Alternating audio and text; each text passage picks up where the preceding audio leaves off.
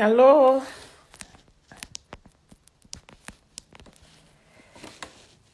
Alô? Boa noite. Can you guys hear me?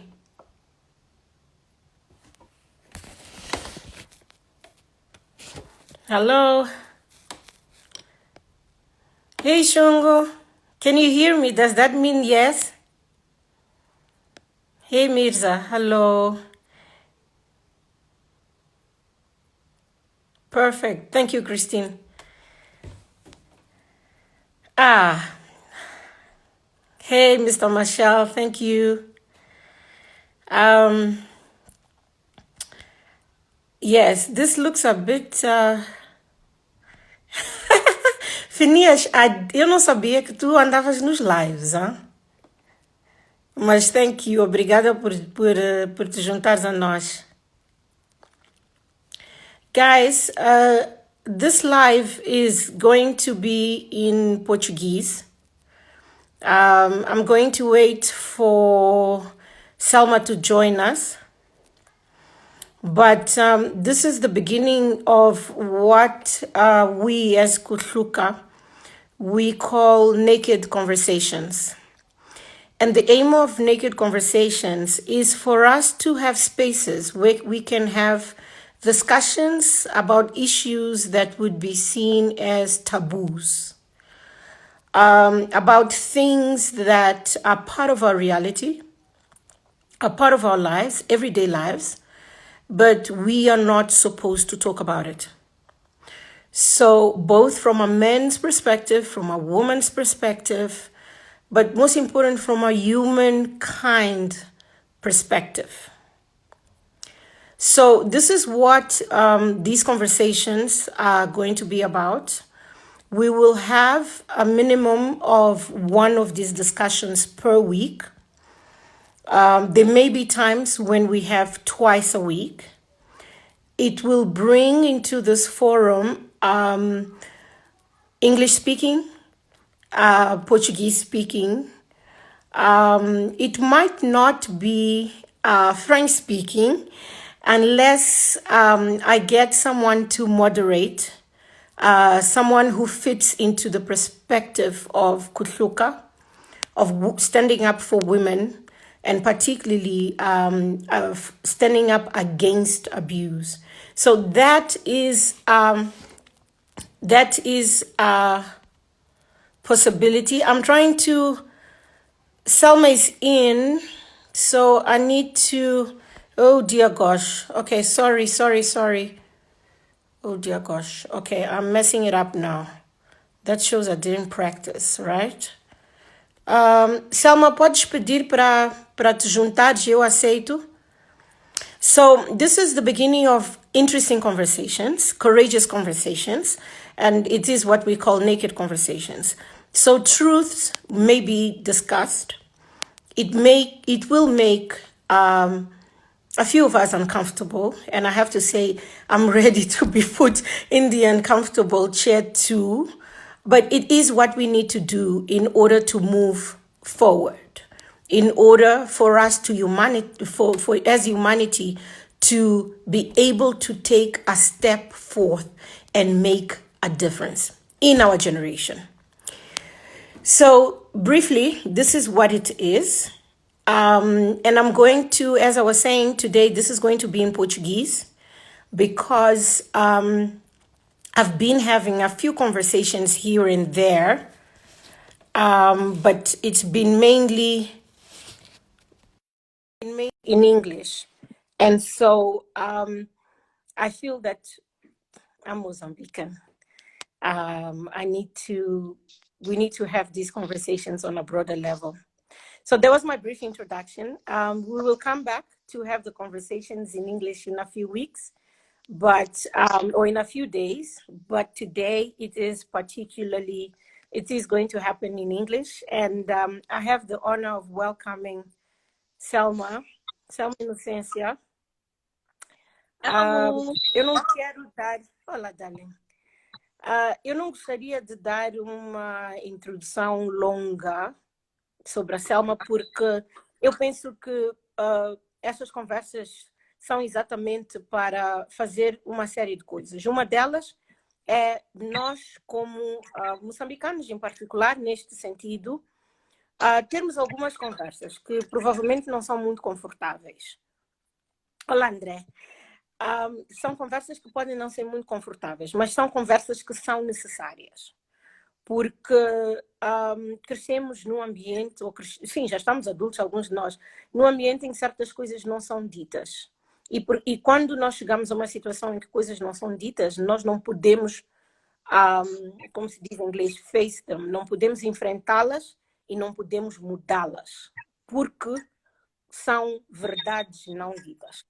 Então, nós começamos esta série hoje, começamos esta série de Conversas Sem Preconceito, que é uma iniciativa do Movimento Kuchuka, para que nós possamos ter conversas abertas sobre alguns assuntos, mas também discutirmos com algumas pessoas, com as pessoas que representam, que fazem os moçambicanos, que nos representam em vários fóruns, seja nacionais e internacionais, e entendermos quais são as suas causas, a diferença que eles fazem na nossa sociedade, a paixão, a paixão que eles trazem todos os dias para fazer a diferença, para nós sermos quem somos e, acima de tudo, sermos quem nós desejamos ser como povo moçambicano, como Palopes. Ainda não temos muitos, mas ainda vamos nos juntar lá.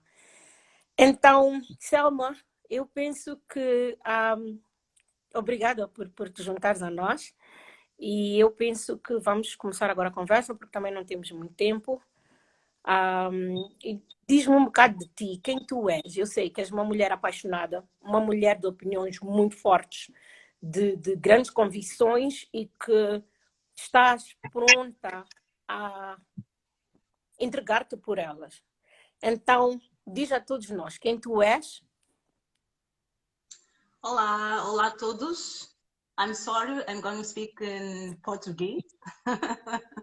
Mas eu sei que algumas pessoas que falam inglês muito provavelmente devem estar a acompanhar esta conversa e se calhar a posterior vão perceber pelas traduções do que vai ser dialogado aqui. Bom, Josina, eu na verdade não vim preparada para falar sobre a minha capa, não é? O Naked Conversation sugere-nos a despir-nos daquilo que nós somos, daquilo que nós acreditamos, em prol da defesa de princípios fundamentais e, sobretudo, aquilo que estamos a falar agora, princípios fundamentais de direitos humanos. Bom, eu não sei, eu tenho aqui a minha luz muito fraca, fiz o meu teste e deu certo, mas eu ficar muito não, escuro, mas conseguimos ver-te bem. Conseguimos te ver bem. Também okay. Este é um novo mundo, não é? Este é um mundo novo, não é? Todos nós ainda não estamos equipados para fazer estes lives assim, todos muito profissionalizados. Ainda não, daqui a nada vão aparecer as luzes profissionais para isso.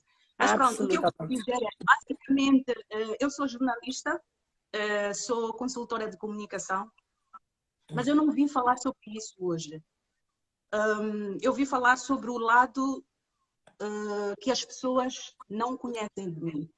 Aquilo que as pessoas nunca ouviram de mim. Quando a Josina convidou-me para esta conversa, a Josina sabe que eu não queria, né?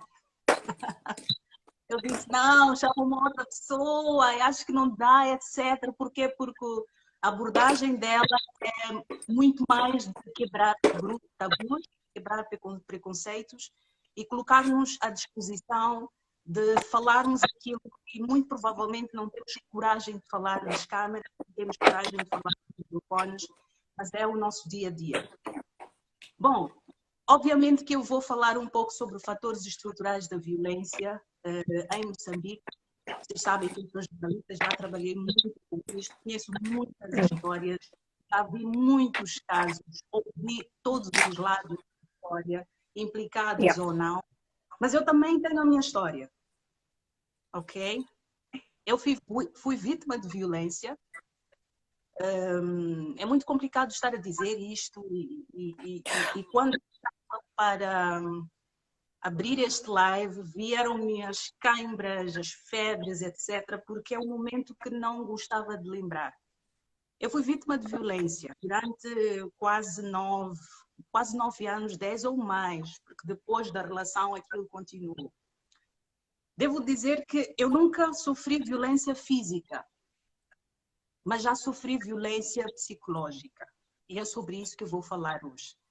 Muitas vezes as pessoas pensam que a violência é apenas física. Não, a violência física é um estágio mais avançado de um ciclo de violência que começa com alguns sinais que eu passei, que eu vivenciei, não é?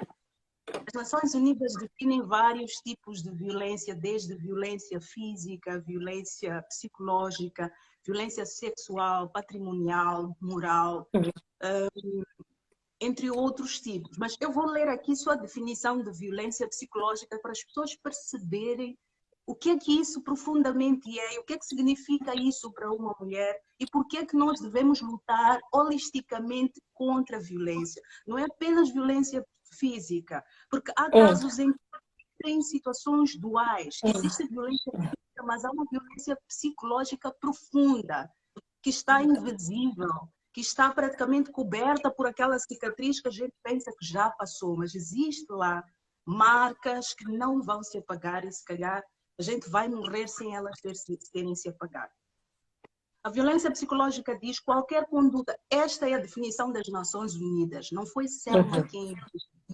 A violência psicológica é qualquer conduta que cause à mulher dano emocional e diminuição da autoestima, ou que lhe prejudique ou perturbe o pleno desenvolvimento, ou que vise degradar ou controlar as suas ações, comportamentos, crenças e decisões mediante ameaça, constrangimento, humilhação, manipulação, isolamento, vigilância constante, perseguição, insulto, chantagem, ridicularização, exploração, limitação de direito de ir ou vir a qualquer lugar, prejuízo de saúde psicológica e também destruição da autodeterminação. Eu vivi um relacionamento abusivo. Não quero cá dizer nomes, não vou dizer quem é esta pessoa. Alguns dos meus amigos, a minha família conhecem muito bem. Vivi tudo isto que é retratado neste conceito aqui. A pensar que eu estava a gerir um relacionamento normal. Até o ponto que eu decidi que não, eu não vou passar desse estágio. O ciclo da violência compreende 3 fases. A primeira fase é a fase da tensão, que é esta fase que eu vivi, as humilhações, os insultos, etc. E depois vem a outra fase que é da explosão. Eu não fui até essa fase da explosão, a fase da violência física, porque eu percebi onde é que eu ia, eu percebi por onde é que este caminho estava a seguir. Eu vou dar alguns exemplos, porque se calhar esteja aqui a ser muito teórica, não é? Vou dar alguns exemplos. Não, estás bem. Durante anos, eu fui proibida de ir à praia. Eu não podia ir à praia. Eu não podia pôr roupas de alça diante das pessoas. O meu número de telefone era controlado todos os dias. Eu tinha que pegar o celular e tinha que mostrar as mensagens que eu estava a receber. O meu código de password de e-mail tinha que ser partilhado. Eu não podia ir a nenhum lugar sem ter que dizer onde é que eu ia, com quem, etc. E sem que esta pessoa que me recebesse tivesse que receber um telefonema se eu estou lá ou não. Para vocês terem ideia do nível de perturbação que isto era, é que eu, como mulher, eu não tinha vontade própria. Mesmo trabalhando, eu trabalhava. Atenção que as pessoas podem pensar, talvez ela fosse doméstica. Não, eu trabalhava. Eu não tinha direito de escolher aquilo que eu queria fazer na minha carreira. Eu lembro-me de 2 situações marcantes que aconteceram comigo. Eu fui promovida no meu trabalho e eu fui informar que, não, eu fui promovida, esta pessoa não aceitou a minha promoção. E obrigou-me que eu fosse lá ao trabalho cancelar esta promoção. E querem saber mais? Esta jornalista aqui foi lá e cancelou, em função da proteção de um relacionamento que eu achava que eu tivesse que assegurar. Fiz Yeah. isso. Eu tive uma oferta de um carro 0 quilômetros em função do meu desempenho e por causa da promoção. Ofereceram uma chave do carro. Obrigaram-me a ir lá e dizer que não aceito. E isso era para poder fazer com que tu trabalhasses melhor, tivesses mais acesso e pudesses estar muito mais disponível. Portanto, é para o teu crescimento profissional. Exatamente. Então, Yeah. as discussões eram tantas que o conceito de relacionamento que eu tinha, que eu acabei ajustando, era cedência. Que eu tinha que ceder, eu tinha que fazer como a outra pessoa queria, eu tinha que agir como a outra pessoa queria. Não houve situações abusivas em termos de agressão física, mas quase que isto acontecia. E porque eu também não deixei levar a esta situação de vulnerabilidade a ponto de ser agredida. Quer dizer, eu tinha algum instinto defensivo, mas ainda assim existia uma tensão muito grande no relacionamento. Eu quero dizer aqui que existem situações estruturais para que esta situação de violência doméstica aconteça.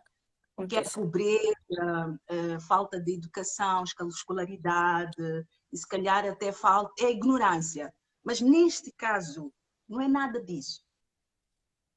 Nós muitas vezes não compactuamos em discutir situações de violência doméstica porque é uma vergonha.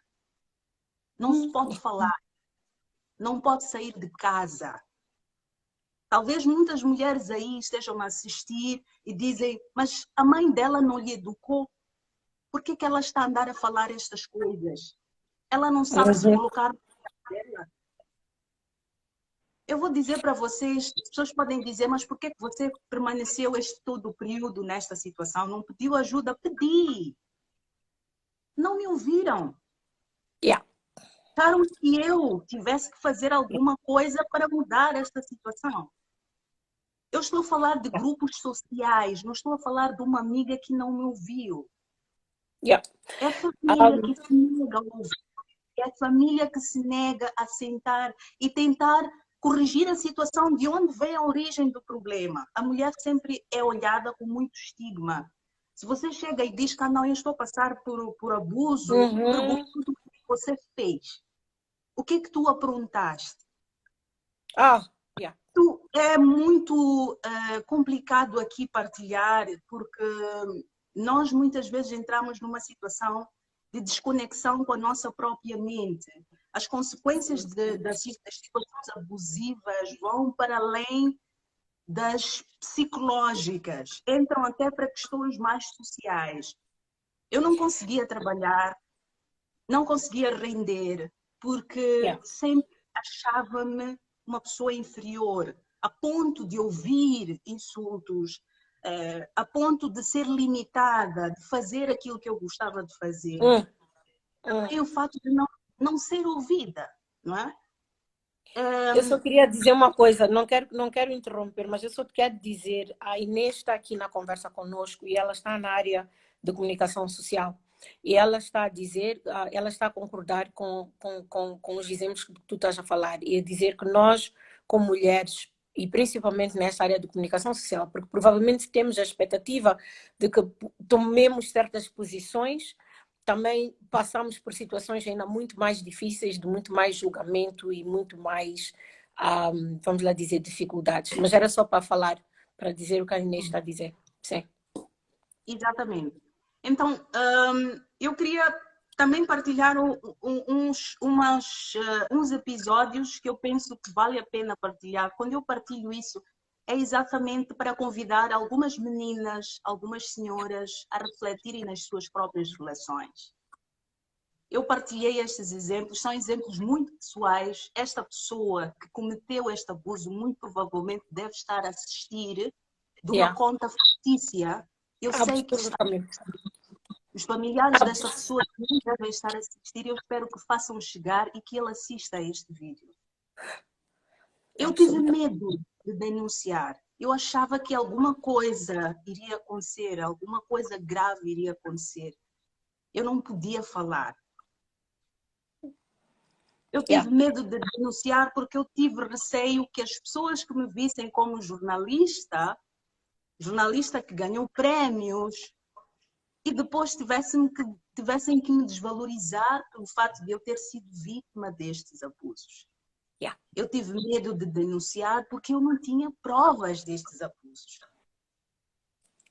A violência doméstica, não só em Moçambique, no mundo, está tão impregnada na sociedade que o perfil dos abusadores não se confunde com o perfil dos criminosos. Eles não dizer aqui porque parece assassino. Não! São pessoas comuns na sociedade. São empresários, são advogados, são trabalhadores, até são ativistas de direitos humanos. São pessoas comuns. Absolutamente. E quando você vai e fala sobre abusos, sobre violência doméstica, as pessoas vão questionar a ti, mulher. Vão questionar a ti. Não vão questionar a ele. Por quê? Porque é uma pessoa direita, é uma pessoa exemplar no trabalho, é uma pessoa muito asseada, é uma pessoa organizada, é uma pessoa inteligente. E você não. As pessoas perguntam o que ela está a aprontar. O que ela está a aprontar. É verdade. Então, nós temos 3 fatores de risco e eu revejo-me nestes 3 fatores de risco em Moçambique para agravamento ou incremento de casos de violência doméstica. O primeiro é a normalização da violência da mulher. É normal a mulher levar porrada. É normal dar uma chapada quando ela queima arroz. É normal agredi-la quando ela é vista no mercado a conversar com um homem. É normal. Aqui não vamos escapar, porque não sei o quê. Não. Aqui nesta sociedade é normal. Absolutamente. Segunda coisa, que é o segundo fator, é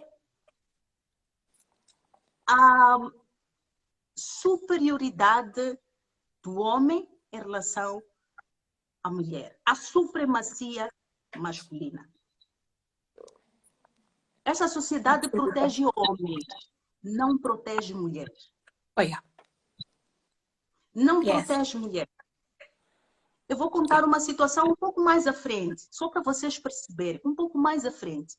Esta mesma pessoa que cometeu todos estes abusos fez uma coisa gravíssima que quase culminou com uma violência grave física na rua, diante das pessoas. Eu vou contar um pouco mais à frente. Eu espero que vocês esperem para ouvir essa história.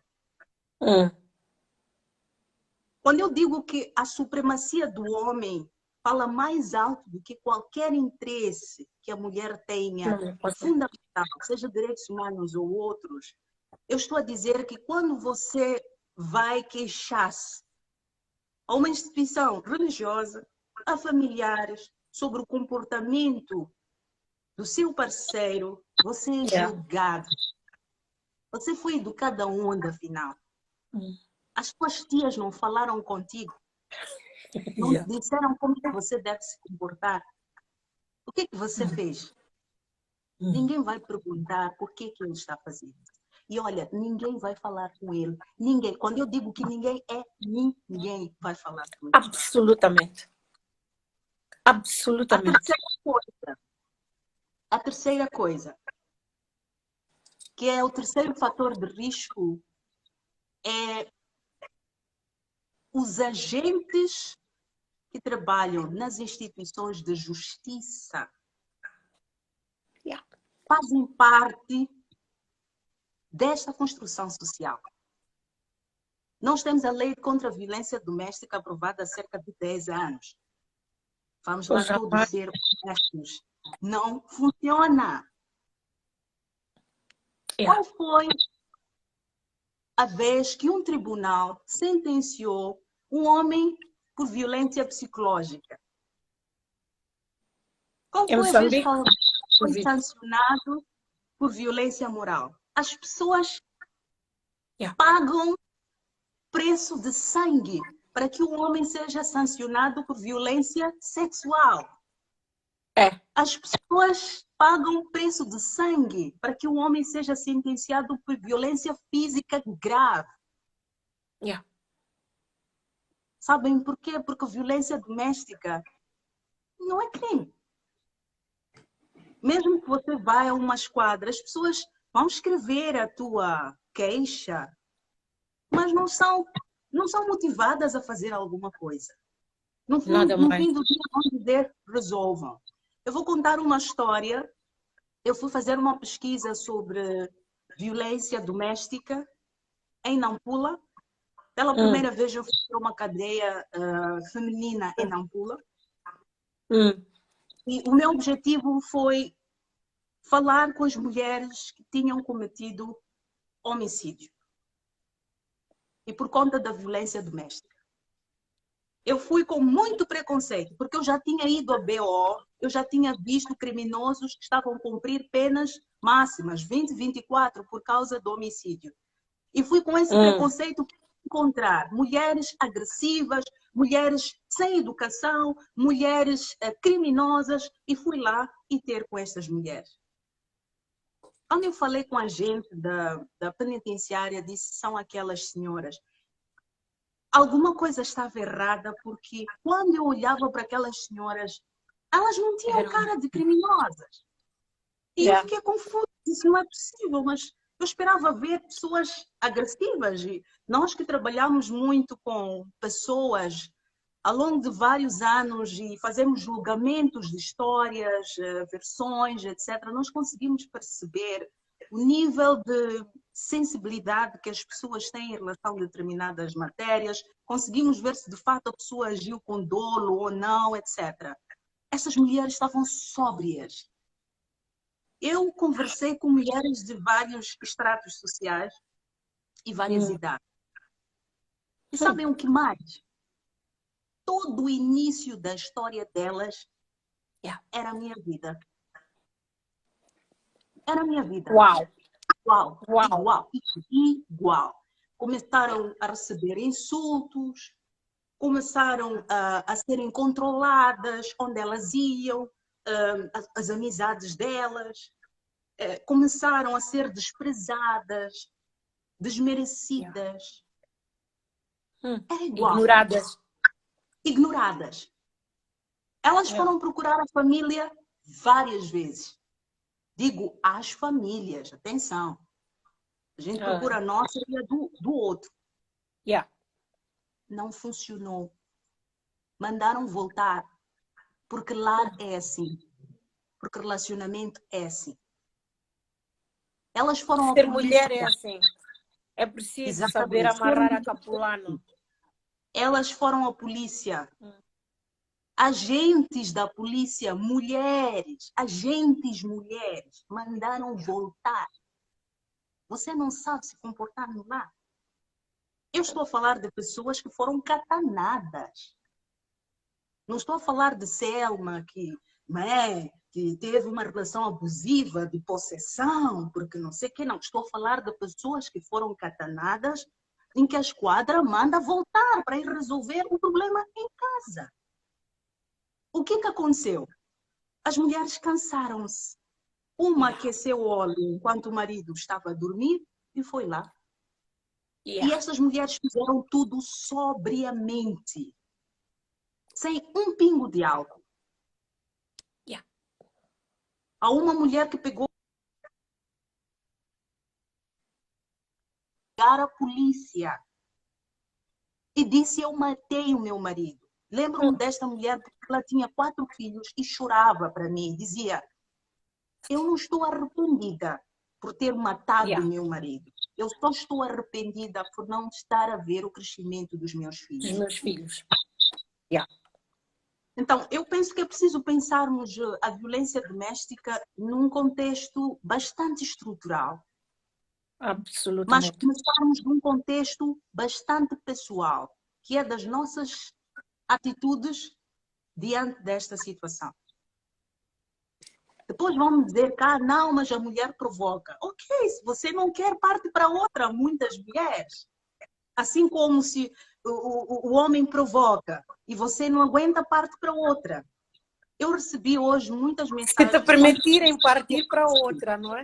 Exatamente. Quando eu disse que eu ia participar do live da Josina, alguns homens mandaram-me mensagens, alguns deles a dizer cuidado com a tua abordagem, porque de alguma forma há aquele medo de que não, você não pode defender as mulheres. Eu não estou aqui para defender as mulheres. Um dos homens contou-me uma história muito controversa, onde a mulher é que era abusadora. Yeah. E eu existe. Eu deixei ela dar-me as primeiras chapadas. Yeah. Ela batia-me com o pau de vassoura em casa. Ela passou a dar outros instrumentos para bater-me, foi-me bater até grávida, fazia confusão, etc, etc, etc. Yeah. E ele reconhece, eu sou culpado porque eu teria deixado esta mulher no primeiro sinal e não o fez. Em consequência, as coisas agravaram-se e ele passou também a defender-se e passaram a lutar. Eu reconheço que, em algumas situações, as mulheres tratam violência doméstica quando elas, se calhar, provocam aquela situação de violência doméstica, o homem age e faz a retaliação de forma agressiva e quando ela já está ferida, vai lá queixar e dizer que bateram, mas ela estava a lutar com ele. Eu entendo que existem essas situações, acho que os homens que estão aqui a acompanhar, espero que me entendam. Eu não estou cá a defender a mulher ou o homem, etc. Eu estou a defender a intolerância e o facto de se ter a outra pessoa como posse sua. Exato. Isto não tem nada a ver com chiliques, são direitos humanos. Que legitimidade você, como ser humano, tem para insultar uma outra mulher, para bater uma outra mulher, para matar uma mulher? Nenhuma. Absolutamente. Imagine, e sair impune, antes de nós, para nós não perdermos um bocado a linha da conversa, é que tu falaste, por exemplo, das mulheres com quem algumas das mulheres que tu conheceste em Nampula, não é? E que estavam presas porque tinham queimado o marido, tinham sido violentas, não é? E em alguns casos mataram os maridos. Mas olha que essas são mulheres que tinham sido abusadas antes e que esse abuso tinha sido ignorado e que tinha acontecido uma e duas e três vezes e que quando elas, não é, depois tomam essa posição de violência contra o marido, aí elas já são presas. Porque a verdade também é que no mundo inteiro, se nós vamos olhar o tipo de repressão que é feita a uma mulher, ou vamos lá dizer, de condenação de mulheres que são agressivas para os maridos, muito mais alto e não se compara. Se uma mulher é violenta, não é? Contra o marido, o namorado, vamos lá dizer, o seu parceiro, e o parceiro vai reclamar, a tendência é que a maneira como o sistema de justiça vai olhar para essa mulher é completamente diferente da maneira como olham. Os mesmos argumentos, não é?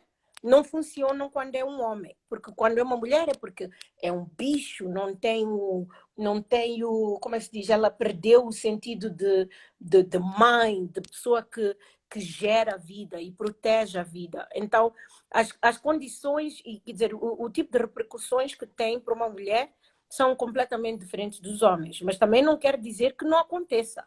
A verdade é que, em termos de números, e isso são números aprovados pelas Nações Unidas, não é? É que cerca de 66%, se não um bocado mais, de casos de violência são de homens para mulheres, não é? E então é necessário também depois ver que é de homens, a próxima percentagem, que é de cerca de 20%, é, portanto, de homens para crianças, não é? E depois é que temos a percentagem de mulheres contra homens, que é cerca de 11%. Mas pronto, isso não justifica de maneira nenhuma. Nós não estamos aqui a justificar a violência de um lado e do outro. Nós focalizamos, não é, mais na violência contra a mulher, de homens. E eu até, sabes que agora, depois vamos conversar sobre isso. Eu não gosto de usar o termo violência doméstica ou violência baseada no género, porque realmente os números justificam que nós comecemos a dizer é a violência do homem contra a mulher. pelos simples números, não é? E então queria fazer só queria trazer esse ponto que era para nós não perdermos o facto de as mulheres serem, quer dizer, perante a justiça pagarem um preço muito, muito alto que não se compara.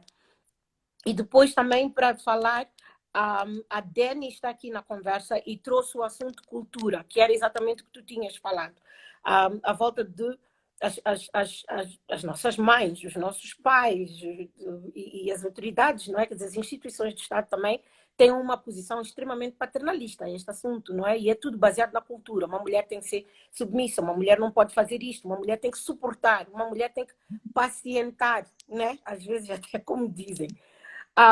E eu penso que parte das discussões que nós ainda vamos ter, Selma, porque hoje não é esta é a primeira, mas não é a última, é exatamente à volta disso, porque quando a Dani diz, por exemplo, é um assunto cultural e podemos mudar, absolutamente, porque cultura não é estática, não é? Cultura muda, o que são as nossas práticas hoje e tudo mais, vieram de certos processos de mudança. E, acima de tudo, quando nós olhamos e vemos que algo não é de benefício para um certo grupo cultural, ou vamos lhe dizer para a sociedade em geral, há sempre uma força, vamos dizer, revolucionária que força com que haja mudança. Mas vamos voltar da aliança. Eu precisava de fazer esses 2 pontos, porque também é para reconhecer a participação das pessoas aqui no live e na conversa. Claro, faz todo sentido, faz todo sentido. E deixa-me dizer, Josina, acho que tocou num assunto muito interessante, num ponto muito interessante, quando diz que não é violência doméstica que nós deveríamos focar, é violência do homem para com a mulher. Eu vou endossar esta sua abordagem com um exemplo muito simples. Vocês viram quando eu comecei o live, comecei a falar de alguém com quem eu tinha relacionamento, quase 8, 9 anos. Vocês querem saber que eu tomei a decisão de cortar este relacionamento abusivo? Foi muito difícil, porque ao invés de eu ter sido abraçada pela sociedade, o que eu esperava que fosse, não, não. Eu fui repudiada, veementemente repudiada, isolada. Eu só fiquei com os meus familiares, a minha mãe, as minhas irmãs, as minhas amigas, elas sabem que apoiaram-me muito. O resto simplesmente atirou pedras, sem ao menos saber a minha versão, a minha história. Exatamente. Por quê? Porque é um homem que sai para lá fora e vai mentir. Absolutamente. Sobre as causas do rompimento. Mas eu não tenho voz para ir para estes lugares todos e dizer está a mentir. É um homem que vai e destrói a sua reputação. É um homem que vai e assassina o seu caráter. Como se não... Absolutamente, o teu caráter. E as pessoas acreditam naquilo que o homem diz, não acreditam naquilo que a mulher diz. E sempre olham, muitas vezes, até sem ao menos perguntar-me o que aconteceu, já julga-me. Eu vi algumas pessoas próximas de mim a dizerem que encontraram pessoas no salão de cabeleireiro, familiares, a falarem isto e aquilo. Eu disse, meu Deus, quando é que ouviram isso? Será mesmo verdade? Por que não me ligaram e perguntaram o que aconteceu? É verdade. Então, quando eu digo que é construção social, não é questão de mulher e homem, é que as próprias mulheres, elas não apoiam as outras mulheres. É verdade. Não, isso é verdade. Elas não apoiam. Nós vês uma situação que, bem feito para ela. Ela é a famosa e tal. Pensa o quê? Bora, bem nós feito. Conseguimos ser mais críticas. Não faz sentido. Sabe, Selma? Se nós tomarmos uma decisão, uma decisão de romper, acabar com uma certa situação, é porque objetivamente, racionalmente, a gente quer dar um basta nessa situação. Absolutamente. Absolutamente. E para dizer, como estamos a falar da abordagem, quando eu disse, Josina, que não é violência doméstica, tens toda a razão. É que como se não bastasse eu ter rompido, não acabou. É verdade. É assim. É assim. Continuou a me perseguir depois do rompimento. Sabe o que é que fez? Ele sabe, está aí a ouvir. Já ameaçou várias vezes. Não sou uma pessoa de falar e provavelmente as pessoas estão a ouvir isto pela primeira vez. Mas eu estou a falar exatamente para ajudar outras pessoas. É verdade. Além de todas essas situações que ele foi fazendo. Criou contas fake do Facebook. Vocês sabem que sou uma pessoa relativamente pública, as pessoas conhecem o meu trabalho. E qualquer comentário no Facebook sobre a minha personalidade tem impacto na minha carreira, no meu trabalho. Essa pessoa usou contas fake no Facebook para falar mal da minha pessoa. Esta pessoa mandou cartas para o meu namorado a falar mal da minha pessoa. E eu perdi este relacionamento por causa dessa pessoa.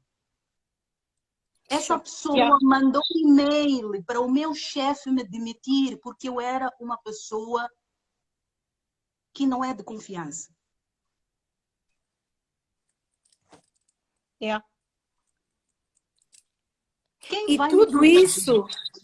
E tudo isso, Darling, é no contexto dos homens já fazerem isso, é visto como, bom, ele está, não sei, é visto de certa maneira, porque se tu estivesses na posição contrária e a fazeres o mesmo, serias vista como histérica, maldosa, seja lá o que for, os outros nomes que haviam de te vir por cima, porque não consegues aceitar e superar o facto de que esta relação acabou e continuas a destruir e impedir que a pessoa consiga construir a sua própria vida, não é? Mas isso, quando já pomos vindo de uma mulher, tem as suas próprias dinâmicas. Sem dúvidas. E eu disse no início da conversa que eu iria contar uma história que foi praticamente o cúmulo do absurdo que vou contar agora. Depois do meu rompimento, acho que passaram provavelmente 5 ou 6 anos, esta pessoa já tinha família, já tinha se casado, já tinha família e tentou me agredir na rua. Eu estou a dizer, esta pessoa sabe que fez isso e provavelmente as pessoas à volta dela não sabem disso. Eu estou a dizer. E por que eu estou a dizer? Esta pessoa apareceu na rua, querer me agredir na rua. Eu tive que sair a demandada de carro, quase que fazia acidente, e eu fui salva por um desconhecido. Se esse desconhecido, o senhor do Toyota, 4x4, que parou o carro na rua, atrás do Hotel Avenida, para me salvar, se ele estiver a ouvir, que eu não sei quem é este senhor, eu agradeço, muito obrigada. Foi por causa de si, senhor, só para dizer que a gente não está aqui a falar mal do homem. Há homens, sim, sem calças, respeitosos. Esse senhor não me conhecia, parou na rua porque viu que alguém ia me agredir. Insultava-me na rua e estava a sair do carro para me agredir. Quando parou o senhor do 4x4 na rua, atrás do Hotel Avenida, o senhor foi em direção ao agressor e o agressor foi fora. A Selma Inocência saiu dali direto para a esquadra. Era fim de semana, anotaram o meu caso num papel, à mão. Quando fui lá perguntar e fazer o seguimento do caso, tinham dito que agora vamos começar de novo, tenho que voltar a contar a história e perguntaram se eu tinha provas. Eu desisti. Mas como vou ter provas? Absolutamente. Não, mas ele fez alguma coisa, ele bateu, fez alguma coisa. Eu disse, não, ele tentou. Tá bem, então pelo menos não aconteceu nada. Mas a tentativa de agressão não é crime? Em si já é uma agressão. Em si já é uma agressão. Exatamente. Então, nós falamos sobre isso e achamos que isto é normal. Nós achamos que isto é normal. Não é normal. Será que todos nós gostávamos que as nossas filhas passassem por esta situação? Se elas fossem abusadas, vocês homens, vocês gostariam que as vossas filhas passassem por esta situação? não faz sentido. Eu quase sofri agressão física, mesmo depois do rompimento desta pessoa. É Yeah. agressão, é violência do homem para com a mulher. Por que eu vou ser agredida por uma pessoa que eu nem tenho convivência, uma pessoa que tem família?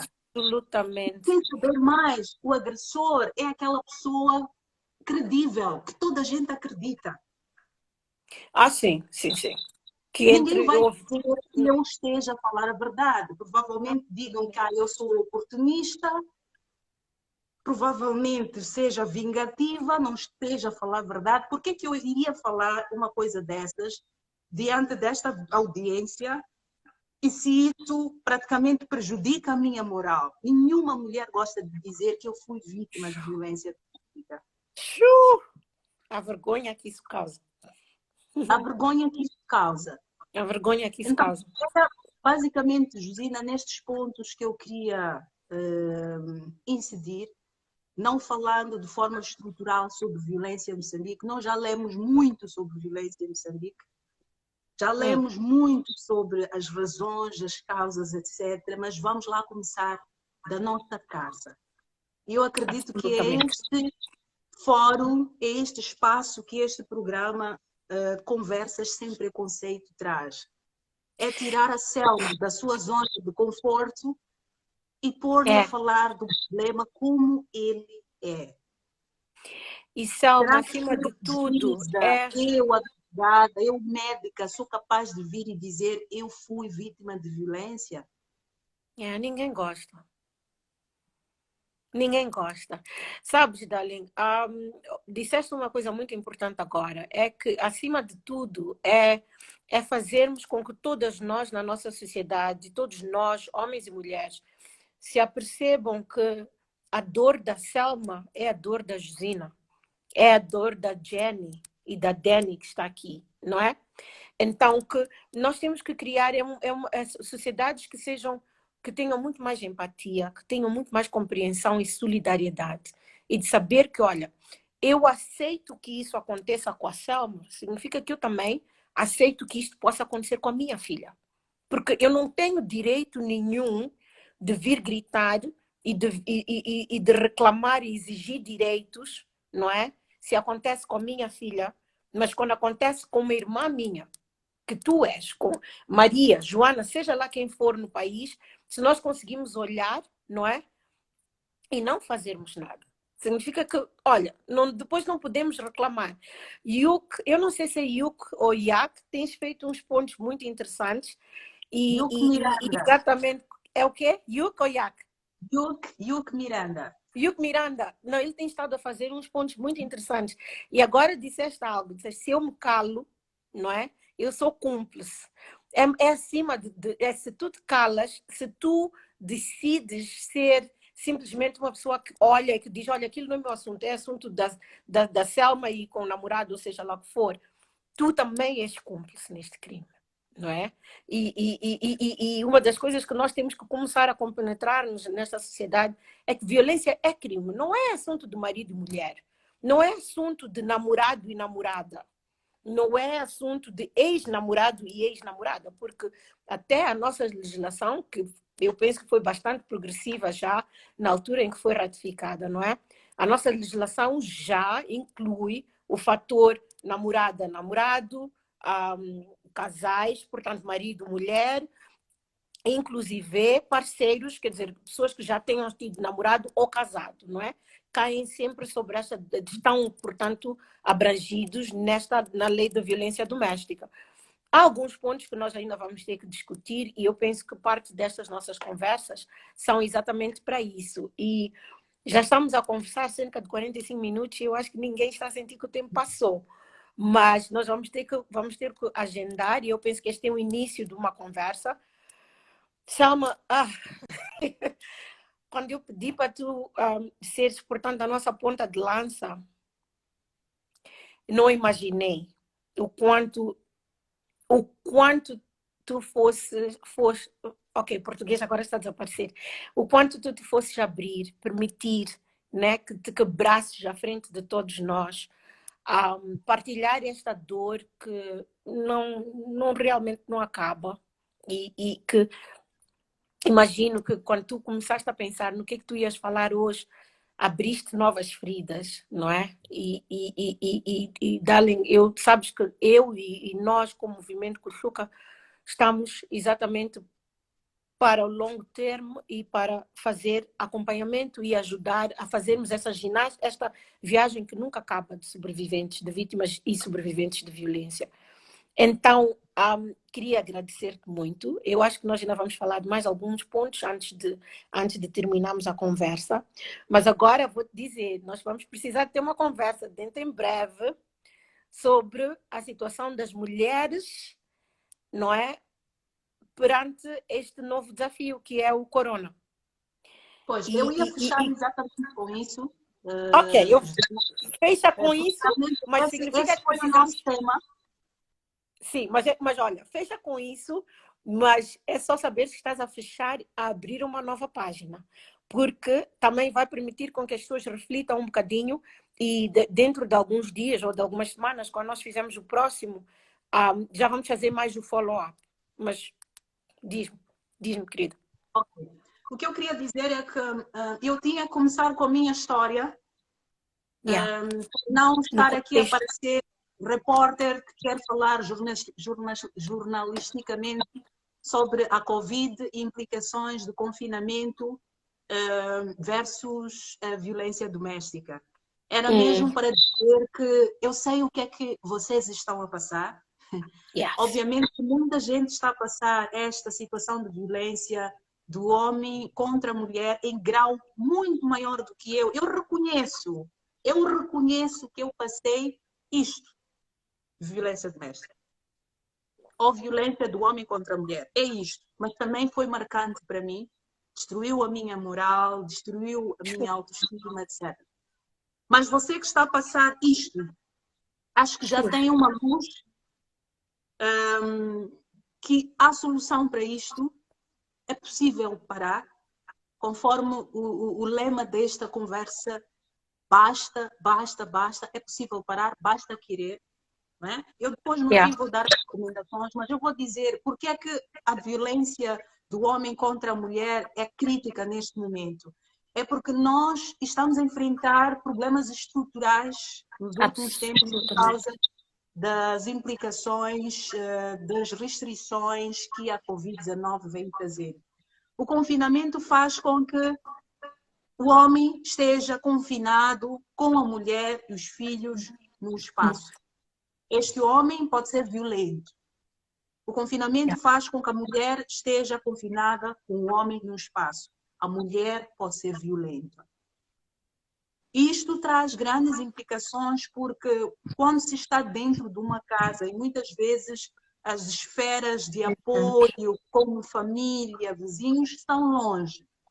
E se tivermos situações críticas de abusos, desrespeitos, até agressões físicas, cíclicas, nós vamos assistir muitas consequências sociais negativas nos próximos tempos, ou já estamos a ver isso? Absolutamente. Já estamos. Os problemas financeiros, econômicos, também são um fator para elevação do nível do stress, tanto da mulher quanto do homem. Nós vemos muita gente que foi despedida agora, na época da Covid. Vemos a mulher que provavelmente não consegue pegar a sua bacia para ir vender no mercado, não é? Nós vemos homens que voltaram de fora, desempregados, e que vêm a contar com o apoio de uma mulher que se calhar sempre desrespeitaram. E é preciso não nos esquecermos que temos filhos diante deste jogo. As implicações da violência no crescimento das crianças são abismais. Nós não havemos de ver hoje, nós vamos ver amanhã, quando o seu filho que você criou bater uma mulher, matar uma mulher, abusar uma mulher, porque ele viu você. Nós vamos ver a sua criança lá na escola ser perpetrador de bullying para outras crianças, porque viu o pai fazer. Se o pai pode bater a mãe, por que eu não posso bater o Miguelito que me provocou? Absolutamente. Isto vai implicar em ciclos de violência. Nós não tomarmos medidas. Agora, o que fazer diante dessa situação? É preciso falar. Da mesma forma como eu falei com a Josina, eu quero crer que existe uma audiência a assistir de pessoas que provavelmente estejam a passar por esta situação ou nos seus raios de relacionamento, conhecem pessoas. Estas pessoas vão ter noção de que isto não é uma sentença, é possível chegar ao fim disto. É possível. Mesmo que as autoridades da justiça não estejam a funcionar, há mecanismos de nós criarmos o nosso próprio safe space. Uma coisa que eu queria chamar a atenção das mulheres, contribuiria, Josina, é mulheres, comecem a pensar numa narrativa de independência financeira de quem quer que seja. Porque no momento de você tomar uma decisão estrutural como rompimento, você não vai estar vulnerável. A pior coisa que você possa passar na vida é você ser dependente de uma pessoa abusiva. Absolutamente. Então, crie mecanismos. Hoje em dia é possível, mesmo dentro de casa, fazer trabalhos, tentar ser empreendedora, fazer alguma coisa. Não deixe o seu sustento nas mãos de terceiro, mesmo quando o seu ninho seja um mar de rosas. Você não sabe o dia do Aquela pessoa que hoje te entrega uma rosa, amanhã pode te entregar um muro. Eu não estou aqui a julgar. E depois do murro ainda podem voltar a ser muito, ainda pode ser muito mais coisas. Exatamente. Não estou aqui a julgar pragas para relações que funcionam bem. Eu sei que há casais perfeitos, pessoas que não têm problemas de violência, mas eu penso que de alguma forma a mulher vai se empoderar quando ela financeiramente puder assistir a si própria. E algo que também gostava de deixar para a sociedade é uma mensagem como: é bom falarmos sobre causas como George Floyd, racismo, etc, etc. Mas violência doméstica ou violência do homem para com a mulher está na sua casa. Você muitas vezes não passa racismo na sua casa. Você põe lá no seu perfil, não, racismo, não sei o quê, terça-feira black, não sei o quê. Você está a passar por situações complicadas. Comece a levar a sério estas questões de violência doméstica. Acompanhe os lives sobre violência doméstica, acompanhe as palestras sobre violência doméstica, siga ativistas sobre violência doméstica para aprender mais e a sair desta situação e empoderar-se a si própria para não aceitar estes abusos. As pessoas dão culpa aos nossos pais, aos nossos avós, etc. Ok, você não pode mudar o seu passado, mas você pode mudar o seu futuro. Absolutamente. E a oportunidade é esta, eu acredito e também, que... E também o desafio de nós nos tornarmos... quer dizer, criarmos um espaço para que os homens, os nossos irmãos, os nossos filhos, os nossos pais também possam reconhecer o seu papel e se redimirem, não é? Não quer dizer que sejam, por exemplo, abusadores a mudarem de posição. Isso é fantástico.